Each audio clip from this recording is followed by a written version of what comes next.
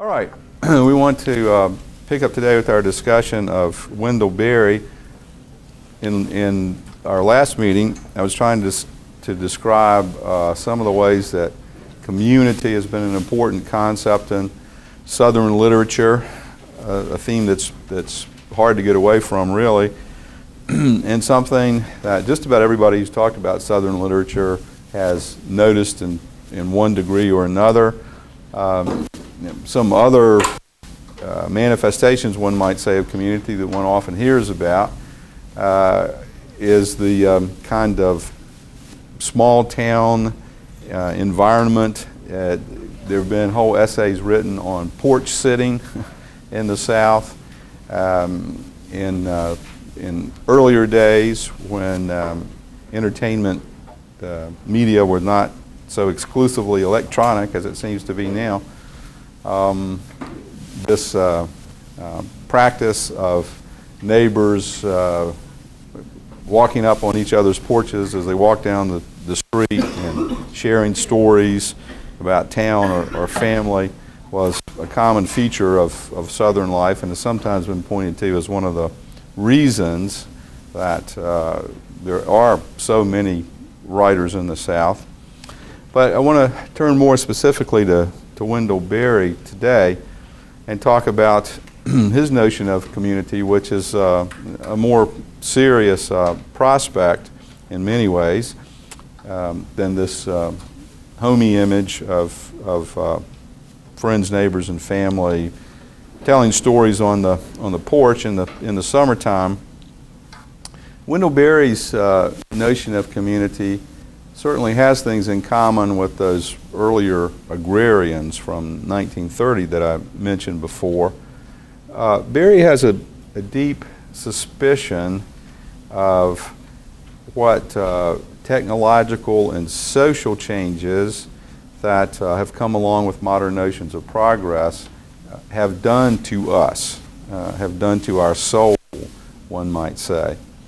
And in general, in his fiction, these technological and social changes that have come along with the modern state and with what we generally see as advances, those have come with a heavy cost. And in his stories, we can see some of that cost. One of the biggest costs of which, one of the biggest dangers of which, I think for Berry is what we might call alienation. Alienation.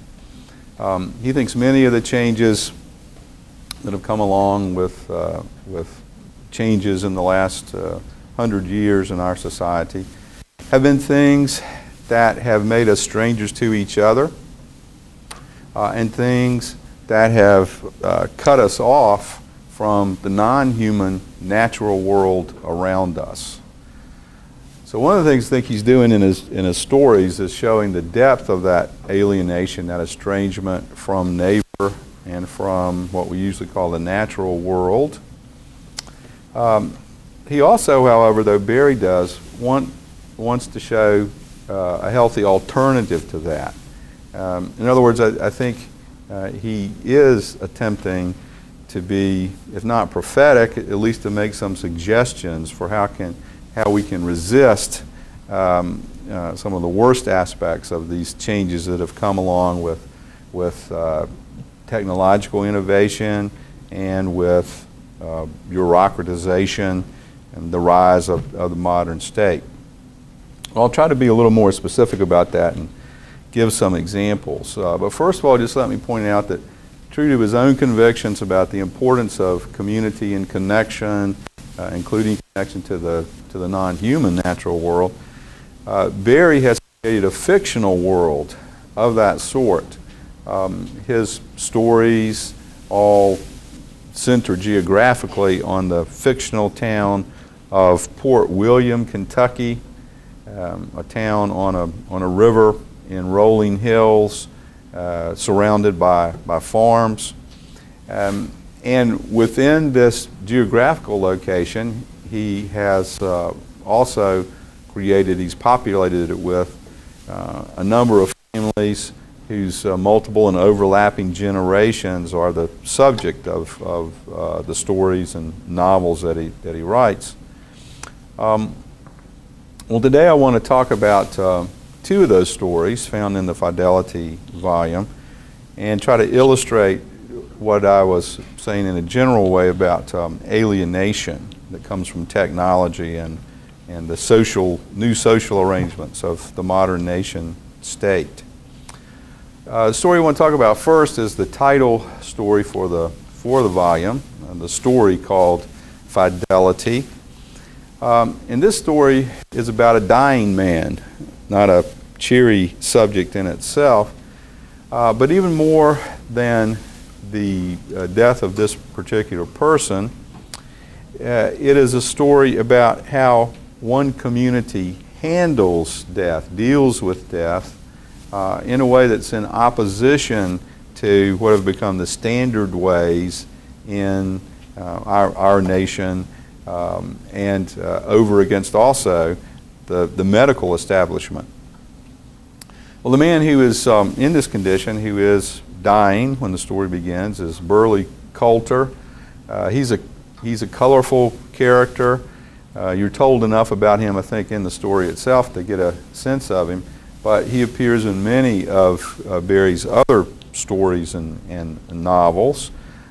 He's a colorful figure with a very quiet but effective sense of humor, independent ways, well loved by his neighbors. So as a well-loved character, his illness in the story is especially poignant. Well, when he gets sick in the story initially, his family and friends entrust him to the doctors in the hospital, the way that most of us do when we have a loved one who's ill.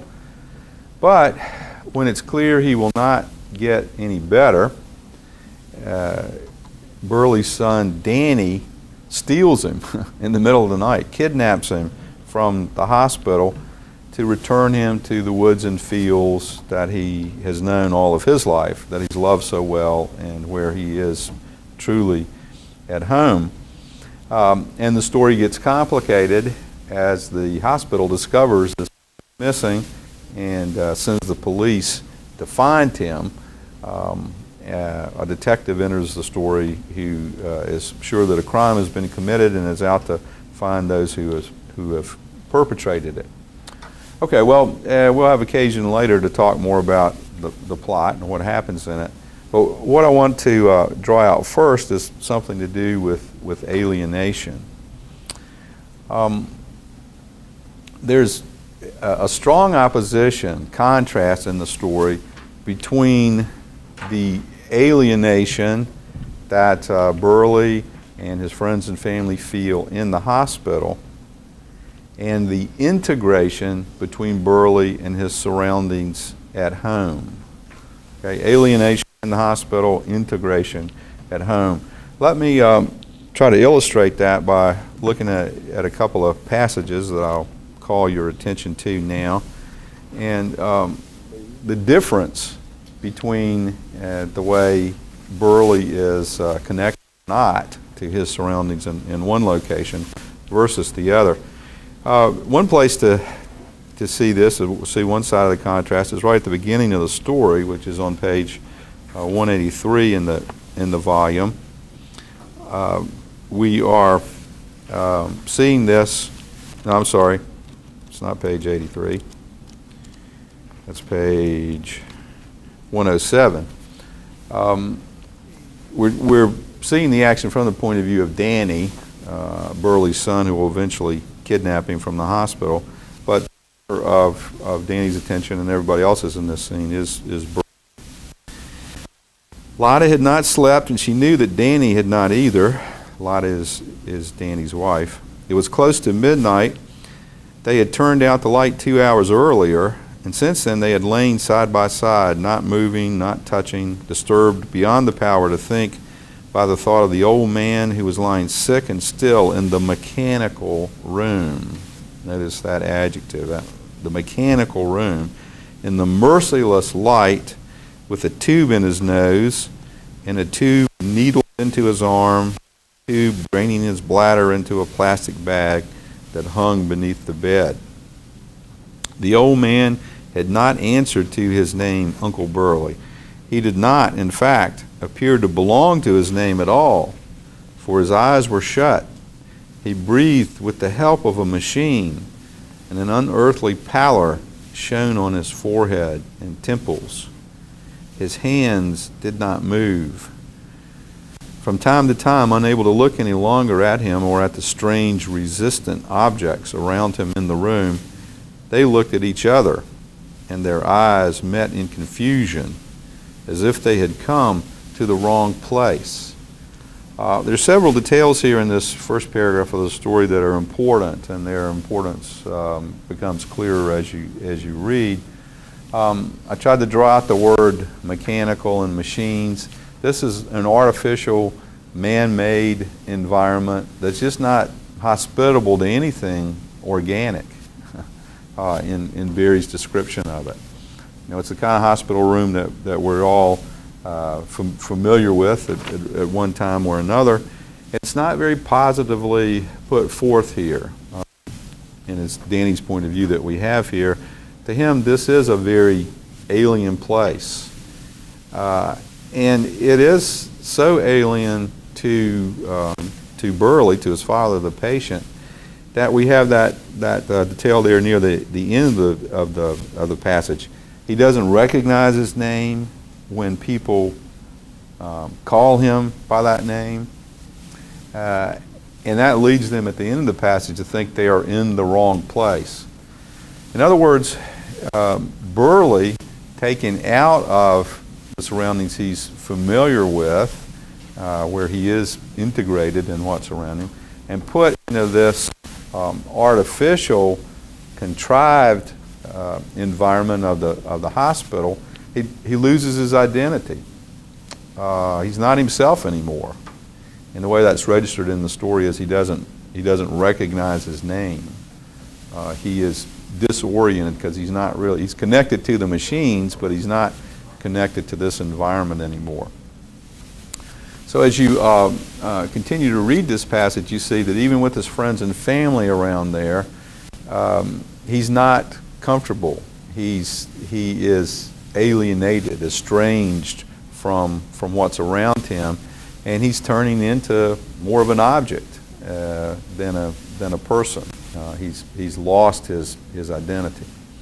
Okay, so here in this first scene, even with friends and family around him, he is not at home. He is estranged from what's around him. Just the opposite is true for normally when he's in the farms and fields that are familiar to him from way back when. Let's turn over to page 121 for one good example of that. We're getting a flashback here and finding out something about what Burley was like in his younger days and before he got ill. And here we learn of a habit he has that, the habit may seem strange, and it may sound like an example of isolation, but it really isn't. I'll try to point that out. The paragraph is the one there in the middle of the page on 121, and it's talking initially about his being in love and the child that he had. It says, in love, Burley had assumed many responsibilities. In love and responsibility, as everyone must, he had acquired his griefs and losses, guilts and sorrows. Sometimes under the burden of these, he sought the freedom of solitude in the woods. He might be gone for 2 or 3 days or more, living off the land and whatever leftovers of biscuits or cornbread he might be carrying in his pockets. Sleeping in barns or in the open by the side of a fire. The dogs became baffled and gave up and went home. Burley went on, walking slowly, hour after hour, along the steep rims of the valleys where the trees were old. When he returned, he would be smiling, at ease and quiet, as if his mind just fit within his body. There are a couple things about that passage you want to call attention to. One is the contrast between solitude and isolation. In the hospital room that's described at the beginning of the story, he's isolated. He's cut off from everything else. It's like he is part of the machinery of the hospital with the tubes and with the bright, merciless light shining on him. So that's isolation. He's almost like a lab specimen on a table. In the passage I just read, the idea of it is this. He's the kind of old school guy, you might say, who just loves being in the woods. He's grown up hunting and wandering in the woods from a boy. And when his responsibilities get him, the way he deals with it is just take off for a couple of days and walk the woods, sleep outside. And so he's by himself. That's an example of the word solitude is used in that passage. But he is, in fact, what he's doing is recharging his batteries by plugging into the non-human natural world in a way that makes him feel connected. Okay? So he does have solitude here in the sense that he's not around other people. But in another way, he's not really alone. And he's definitely not cut off from the world around him the way he is isolated in the hospital. All right, so that's an opposition, a contrast that I think Barry is stressing here. A couple more passages briefly. Concerning the hospital stay, this is the conclusion that his family and friends come to back on page 113. Loving him, this is after he gets sick, loving him, wanting to help him, they had given him over to, and then in quotation marks, the best of modern medical care, close quotation, which meant, as they now saw, that they had abandoned him. Okay, so at least from the point of view of these people who know and love him, taking him to the hospital was giving him up. And that is one reason that his son kidnaps him. Okay, so, and it's important to see in the story, there's no medical malpractice going on. The doctors and the nurses don't intentionally, unintentionally do anything to harm him. It's just that the whole atmosphere is so alienating in that it makes him an object and removes him from the things and people that he knows and loves, that it leaves him cut off. Okay, so there's that. And then the other contrast, the other passage contrast with that one is one where you wouldn't think anything good was happening, because what is happening is he dies. But the way it's described lets us know that he's at home, that he's connected, and that actually his death is not a bad thing. This is 160 over to 161. This to me is a very moving scene where his son has prepared a grave for his father out in the woods in one of the places that his father knew well and loved. Very painstakingly, Danny has prepared this grave. Dug the hole and lined it with stones. Prepared a kind of natural coffin for his father. These two paragraphs, 160 going over the top of 161, is where he dies, but it's a kind of highlight of the story. It's something that's good in its own way.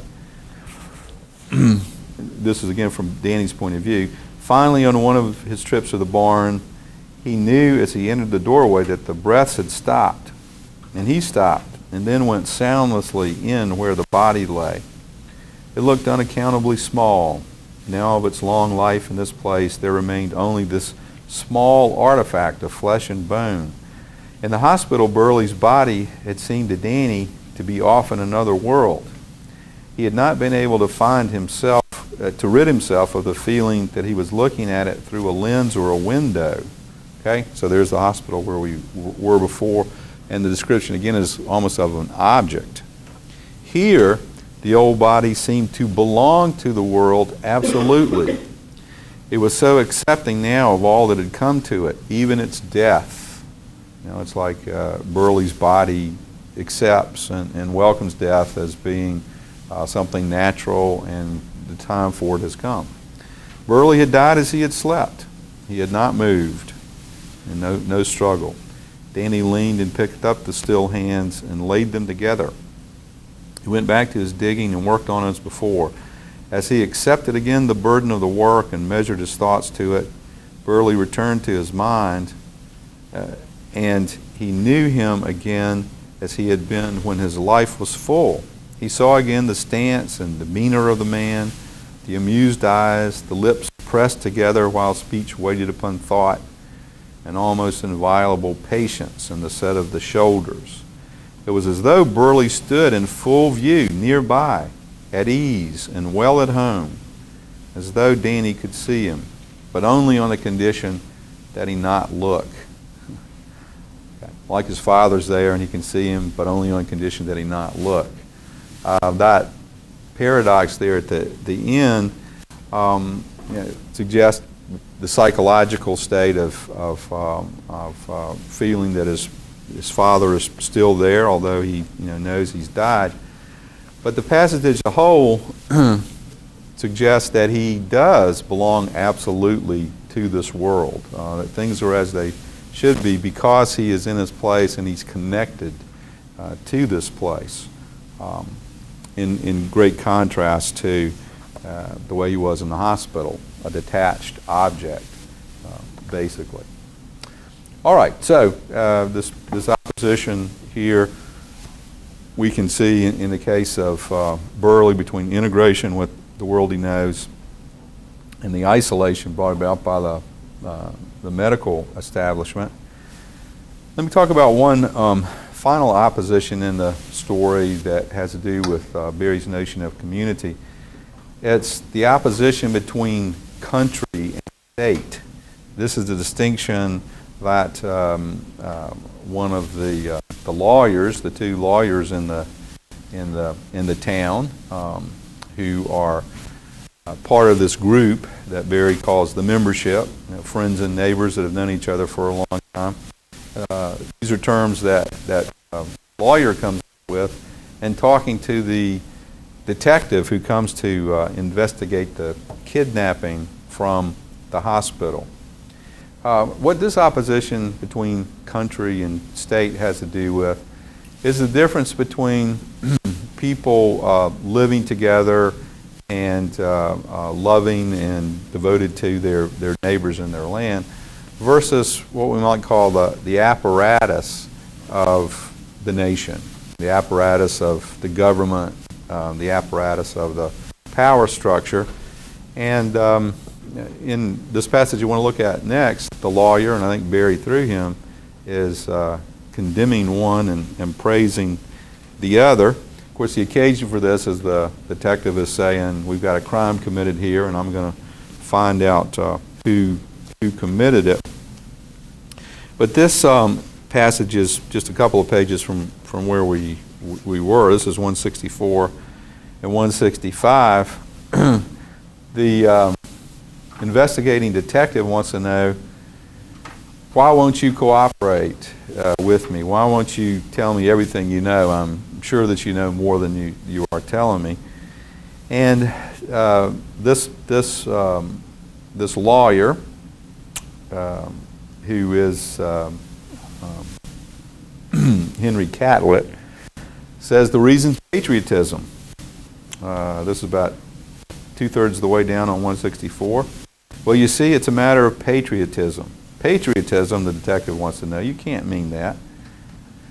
And the lawyer goes on, I mean patriotism, love for your country and your neighbors.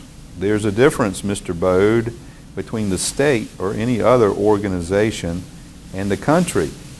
I'm not going to cooperate with you in this case because I don't like what you represent in this case. What I represent, the detective wants to know, what do you think I represent? The organization of the world, says the lawyer. And then across the page, about halfway down on 165, he goes on, you're here to represent the right of the state and other large organizations to decide for us and come between us. The people you represent will come out here without asking our opinion, shut down a little barbershop or a slaughterhouse because it's not sanitary enough for us, and then let other businesses, richer ones, poison the air and water. Okay, well, he's saying he doesn't trust the government in plainer language, among other things. But he's also drawing an opposition between a certain kind of a community, people connected to their neighbors and to their land, over against these larger power structures that he's suspicious of, that he sees as dangerous, and that he sees as alienating. Bringing in people from the outside who really don't understand those they're dealing with, but enforcing decisions upon them. To finish up quickly with these points in this story and move on and say just a couple of words about the second story. In Fidelity, we have a victory ultimately for the membership. The membership is made up of this lawyer and Danny, and it was made up of Burley too before. These neighbors, families and friends who've known each other's families for a long time and who have helped and loved each other and sometimes fought and gotten over it, but have been connected to each other, in relationship with each other for years. In the story, there's a victory of the membership, this group, against the forces of the state or the government and the medical establishment. They band together to protect Danny, is the short of it. The detective never finds out what he needs to know. The membership supports Danny in his alibi. Interestingly, nobody has to just outright lie about what happened, but they do avoid telling the complete truth. And so this deed of taking his father back into the woods to die and burying him is, as is put forth in a good thing, a noble deed, in fact, and one that the membership bands together to protect Danny from being executed for. All right, so we see in this story the membership working together in a good way to deal with death. I'll mention just briefly something about the other story, the first story in the volume, Pray Without Ceasing, because in that story we see the community dealing with an internal problem. Okay? At the end of Fidelity, by the end of Fidelity, the membership deals with a threat from the outside, one might say, from the government, from the medical establishment. And Pray Without Ceasing, we have the community dealing with an internal problem, which is a bad one. It's a murder. In the course of Pray Without Ceasing, we have another Catlett, Andy Catlett, going back to the story of his great-grandfather's murder. And what he discovers by talking about this event with his grandparents is that his grandfather witnessed the murder of his own father, Andy's great-grandfather, and came very close to taking out his revenge on Thad Coulter, the guy who shot his father. But through a great effort on his part and through some help from another good friend and neighbor, he resisted that temptation. He did not exact his revenge.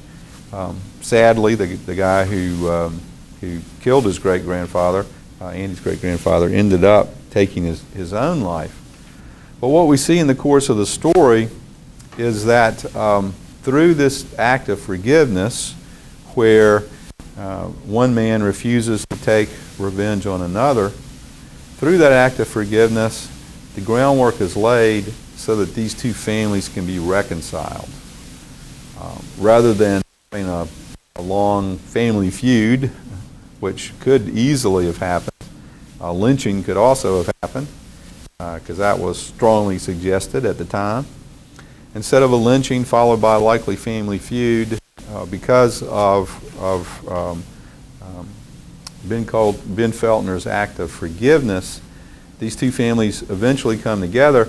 And as Andy Catlett says at the end of the story, the guy narrating these past events, I am the child of his forgiveness. Literally, because the two families having also so he is literally the product of his grandfather's forgiveness, in that because of what he did, the two families were able to make up to the point that they could marry each other and live together. So in that story, we see an example of community working well by dealing with internal problems and becoming a network of forgiveness that enables reconciliation, people to know and eventually to come to love each other again, despite great harm and conflict that this act of violence has created and stirred up among them. It's also, and this will be my final note, interesting that this happens over, the reconciliation happens over generations. In opposition to what often happens in societies, in communities that are more mobile, so to speak, these people, because they are there, because they must live together, have to work things out over time. And in this case, they do. And in Barry's world, this stands, again, in contrast to a situation where one might be involved in such an event and just simply move on. The act is dealt with, and reconciliation is possible because the people stay there and work it out, so to speak, and remain connected to each other in the process.